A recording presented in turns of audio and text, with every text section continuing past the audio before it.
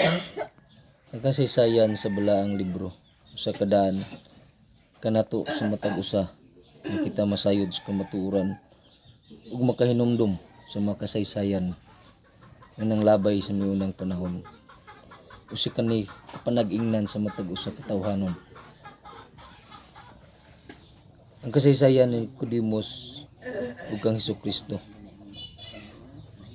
Si Nicodemus usa ka Parisiyo. Siya gipakita sa tanan.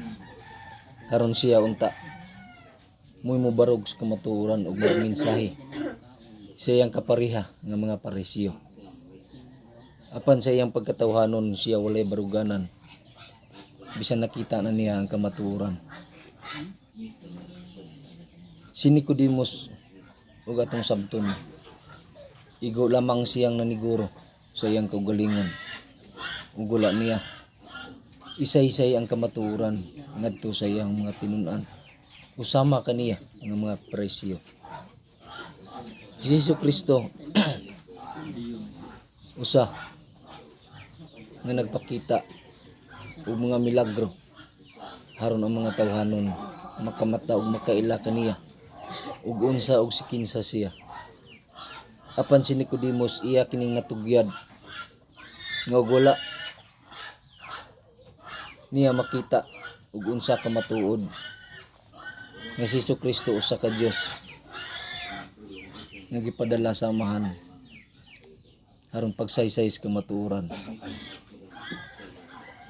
ug sa gimensahe sa Ginoong Hesukristo nga dili niya makita o dili makita sa mga tawhanon ang gingharian sa amahan ug dili siya ipakatawo og pagbalik. Ug atong sabton nahitabo na dinhi sa lugar balaan nga ang amahan nagpakatawo pagbalik aron unta makita sa mga tawhanon ang gingharian sa amahan. Apan ang mga tawhanon nga nakakita sa kamatuoran nagpabilin nga butag bungol sama ni Nicodemus. Manghinaot mga tawhanon nga inyong malingi ang mga kasaysayan sa miunang panahon kay kana usa ka dalan sa matag tawhanon nga masayod sa kamatuoran. Dili lamang nato ipatigbabaw ang pagkatawhanon nga kun naa anaa ug wala. Apan kun atong sabton kita gigayran og ipamata sa matag usa ang amahan nagpakatawo pagbalik ug nisuroy sa sanlibutan. Apan inyo lamang giyama-yamaan. Inyo lamang gipakaway bili ug wala ninyo huna-unaa ang nagluwas kanato o nagluwas ug nagpapas ato mga sala ug gitubos kaniya si Hesukristo. Sudungan ninyo mga tawhanon sa iyang hulagway walay kalahian sa anak sa amahan. Apan sa inyong pananaw tawhanon lamang. Wala ninyo huna-huna ang iyang hulagway ug lingia ang mga nangagi ug unsa og sikinsa siya. Inyo lamang ipatigbabaw ang pagkatawhanon ug ang paghakop sa bahandi dinhi sa yutan-on. Ug atong sabton si Nicodemus siya nasayod ug nakamatas kamatuoran apan iya lamang gitabunan. Sama sa mga pari, pastor nga nagsaysay sa kamatuoran, nagsaysay sa pung sa amahan o pung sa anak. Apan ilang gitabunan ug ilang gipadayon ang mga sayop nga binuhatan sama sa pagbaligya sa pung sa amahan ug sa mga imahe sa mga santos. Ug atong sabton sa mga kasaysayan ni Moises ug iyang gilabay ang napulo ka sugo haron ang mga tawhanon adunay giya nga dili angay kita maglapas.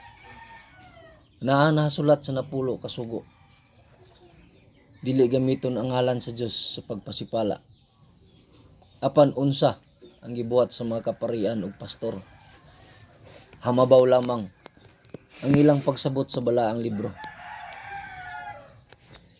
Sa mga pastor ilang gigamit ang napo kabahin apan wala nila sabta. Nga ngamahan wala mangayog sa lapi kaya naa kaniya ang tanan. Ang iyang gipangayo sa napo kabahin pagampo ug dili sa lapi. Apan unsay gibuhat kaninyo mga pastor. Nangayo kamog tithes sa matag membro kaninyo.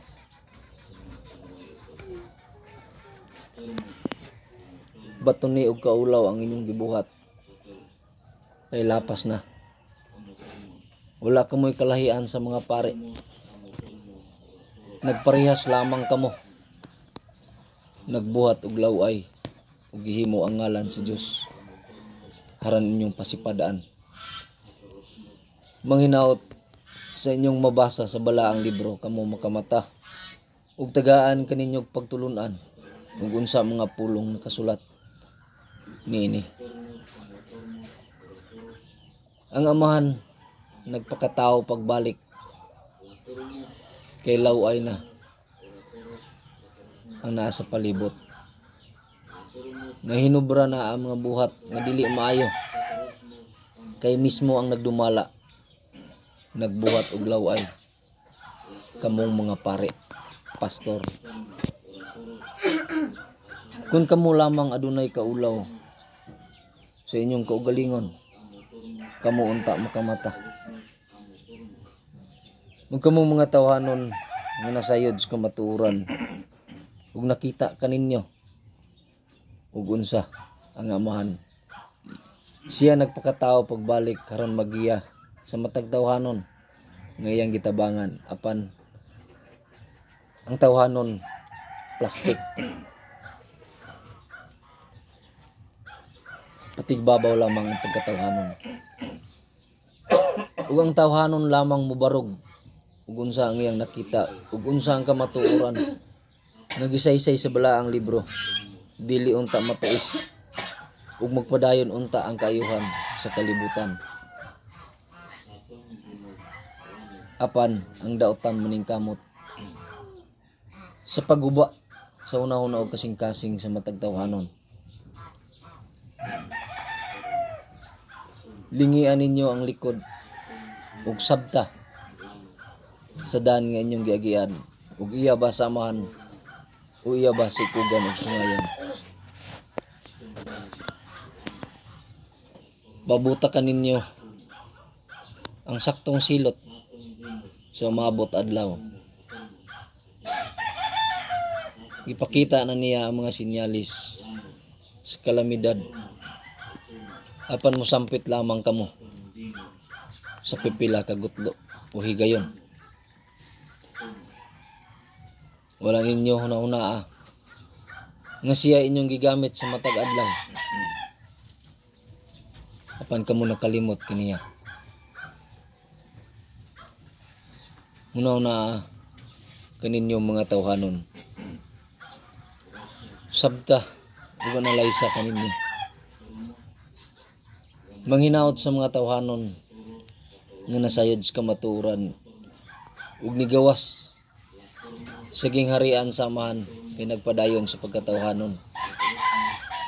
Nilihay sa pag-antos o pagsakripisyo.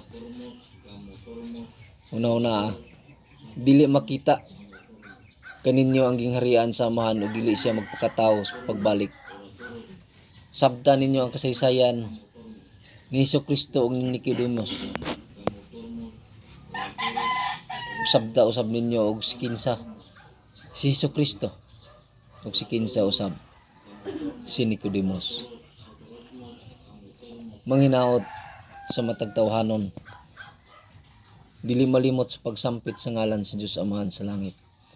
Daghang salamat ug mayong buntag. Amen.